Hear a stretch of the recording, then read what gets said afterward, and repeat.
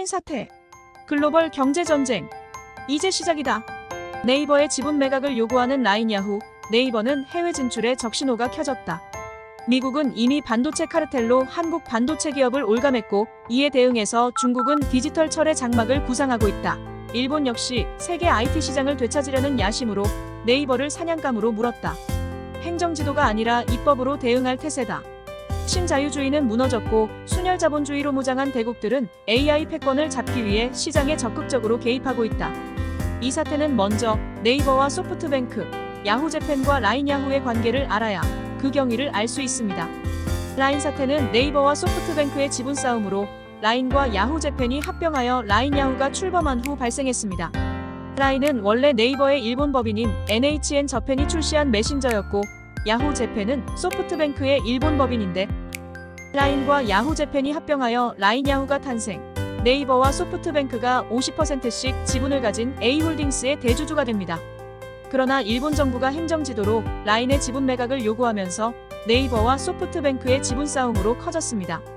이제 라인 사태는 단순한 기업 간의 경영권 분쟁을 넘어 일본 정부의 개입으로 국가 간의 분쟁으로 확대되는 모양새네요. 네이버와 라인 야후의 핵심 쟁점을 정리해보면, 첫째, 라인앱 이용자의 개인정보가 유출된 것을 빌미로 일본 정부가 지배구조를 개선하라는 압박을 했다는 점입니다. 라인 지분을 50% 소유하여 계속 경영권을 유지하려는 네이버가 일본 정부의 지분 매각 압박을 받게 된 것이지요. 둘째, 이 사태가 한국과 일본 간의 국가 간의 경제 갈등으로 이어질 가능성이 있다는 점입니다. 셋째, 라인 야후의 손잡벌 회사인 라인플러스의 지배권 확보 여부가 협상의 핵심 쟁점으로 떠오르고 있습니다. 라인플러스는 라인 야후의 자회사인 지글로벌이 지분 100%를 가진 캐릭터와 지식 재산권을 관장하는 핵심 기업입니다. 또한 네이버의 이미지 AI 자회사인 스노우 지분 10%도 보유하여 30여 국적의 직원들이 각지에서 일하고 있습니다. 따라서 라인플러스의 지배권이 넘어갈 경우 국내 직원들의 고용도 불확실해지는 우려가 있는 것이지요. 넷째, 이 사태로 네이버의 글로벌 사업이 큰 도전을 받고 있다는 점입니다. 시한은 7월 1일이고 인수금액은 시장 가치로 약 8조 원으로 추산되는데요. 이 금액을 소프트뱅크가 해결할 수 있을지 의문입니다. 그렇다면 이 사태는 어디서부터 시작됐을까요? 먼저 라인 사태를 보면 일본의 미국 따라하기 냄새가 납니다. 2020년 트럼프 행정부는 중국계 기업 틱톡에 대한 법적 배제를 시도하여 미국 앱스토어에서 틱톡 다운로드를 전면 금지하는 행정명령을 내렸는데요. 이는 틱톡이 국가안보를 위협하고 사용자의 개인정보를 중국에 전달할 수 있다는 것이 이유였지요. 2024년 4월 미 의회는 틱톡 강제 매각법 법안을 승인하였고, 이 법안은 틱톡의 모회사인 중국 기업 바이트댄스가 정해진 기간 내에 미국 사업권을 매각하지 않는 한 미국 내 서비스를 금지해서 퇴출시킨다는 내용입니다. 틱톡은 이 법안에 대해 표현의 자유에 대한 모욕이라며 강하게 비난하고 소송으로 대응하고 있네요.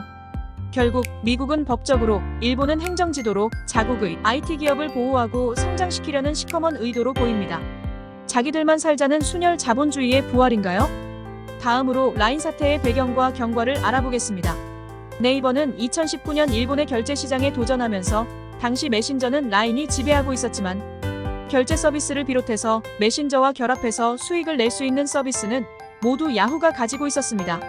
그런데 2023년 11월 라인 이용자의 정보 51만 건이 유출되면서 일본 총무성이 자본관계를 재검토하도록 라인 야후의 행정지도를 내리면서 표면적으로 드러났는데요.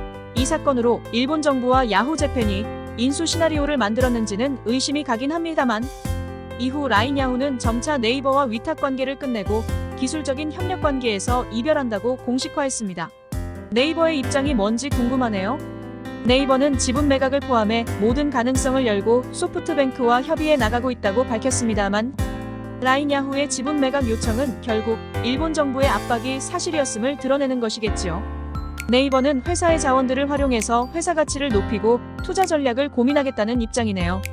네이버는 기업의 입장을 최우선에 두고 긴밀하게 소통해준 정부 관계자에도 감사드린다고 했지만, 최근에는 상세한 사항은 공개할 수 없다는 입장입니다. 뭔가 있나 본데요. 미국과 일본처럼 자국에서 큰 이익을 내는 타국 기업의 지분을 거저먹으려는 행태는 국제적으로 비난받아 마땅하지만 우리도 손 놓고 당할 수만은 없지요. 지금과는 다른 치밀한 글로벌 전략이 필요한 때이네요. 야후재팬의 입장은 도대체 뭘까요? 다케시 라인 야후 사장은 모회사 A홀딩스가 네이버 지분을 먹고 소프트뱅크가 대주주가 돼야 한다고 하네요. 네이버는 시스템을 개발하는 일에서 손 떼고 고향 집으로 가라고 떠들고 있습니다. 제주는 곰이 부리고 도는 다른 놈이 꿀꺽. 게다가 야후재팬은 유일한 한국인 이사였던 신중호를 퇴진시키고 구성원 전원을 일본인으로 채웠다고 하네요. 착착 진행. 우리 정부는 이 문제를 어떻게 다루고 있을까요? 정부는 네이버를 지원하겠다고 공식적으로 밝혔지만 반일몰이를 한다는 둥, 기업이 알아서 하라는 둥 말인지 막걸린지. 애시당초 정부가 소극적으로 대응했고 정치권과 국민의 개입 요구가 드세지자 그제야 태도를 바꾸는 모양새입니다. 어찌됐던 이제부터 힘 좀 써보자는 건데 글쎄요. 당초에 믿음이 가질 않아서요. 일본 정부는 이 문제를 어떻게 다루고 있을까요? 일본 정부는 역시 윤 정부가 호구인 양 이때다 싶어서 매우 치밀하게 각본대로 접근하고 있는 것 같네요. 정보 유출 사태를 빌미로 네이버 지분을 꿀꺽하려고 행정지도를 신속하게 내린 걸로 봐서 이참에 끝장낼 판이네요. 이에 따른 정치권의 대응은 어떨까요? 민주당 박찬대 원내대표는 정부는 즉각 범정부 총력 대응으로 우리 기업을 지켜야 하고 여당도 대책 마련에 협조하지 않으면 매국 정부, 매국 정당이라는 비판을 받을 것이라고 세게 말했네요. 민주당은 5월 국회 중 관련 상임위를 열어 긴급 상황 점검을 하고 라인 사태에 대한 국제법적 대응을 검토하겠다네요. 안철수 의원은 꼼수에 당하지 않으려면 기술 주권과 국익 보호 차원에서 철수하지 말고 해외 진출 기업 보호법을 만들자네요. 여야 정치권의 의견이 비스무리하네요. 김 여사님 특별법도 상식의 눈으로 보면 합의가 되지 않을까요? 앞으로 이 사태가 미칠 영향은 무엇일까요? 작금의 한일 지분 매각 타이틀 매치는 두 회사뿐만 아니라 한국과 일본의 IT 시장에도 큰 변화를 가져올 것 같네요. 첫째, 네이버가 일본이나 동남아시아로 시장 진출할 때 좀 위축될 수 있겠네요. 또 당할까봐. 소프트뱅크가 라인야후 지분을 인수할 경우 네이버 계열사의 일본 진출이나 신사업도 위축될 것이고요. 걱정입니다. 둘째, 네이버의 글로벌 사업 전략에도 차질이 생기겠네요. 라인이 일본뿐 아니라 대만과 태국, 인도네시아 등에서 2억 명이 넘는 이용자를 보유하고 있기 때문이지요. 셋째, 네이버 주가가 널뛰기를 할 수도 있겠네요. 지분 매각이 현실화될 경우 네이버의 주가가 떨어져 기업 가치가 쪼그라들거나 불확실성이 없어져서 안정되거나 떡상할지. 넷째, 한일 외교 문제로 번질 가능성이 있네요. 정부가 또 퍼줄지. 아무튼 우리 정부는 아낌없이 주는 나무예요. 기시다바리. 아무튼 이 사태는 진행 중이니 최종 결정이 내려질 때까지 우리는 매의 눈으로 예의주시해야겠습니다. 이 대목에서 생각할 문제가 남았는데요. 네이버가 일본에서 철수하면 직원의 고용 승계는 어떻게 될까요? 직원들은 라인 매각이 고용 불안과 기술 유출로 이어질 것이라며 경영진의 소통 부족을 지적하고 있습니다. 라인플러스 등 한국법인 직원 2,500여 명과 관련 직원들은 혹시 라인과 관련된 기술 지원 부문이 동력이 상실되고 구조조정이 되는 것은 아닌지 우려하는 목소리가 높습니다. 결론적으로 말해서 세계 각국은 IT, AI를 기반으로 하는 미래 사업에 사활을 걸고 있습니다. 자국이기주의로 IT, AI 세계 경제 패권을 다투는 어마어마한 전쟁의 서막이지요. 따라서 정부의 역할이 더욱 커졌는데요. 팔짱만 끼고 있는 듯한 우리 정부의 태도가 걱정입니다. 무한 경쟁에서 우리 기업이 대국의 동네북이 되지 않도록 하기 위해 지혜로운 경제 외교가 절실한 때입니다.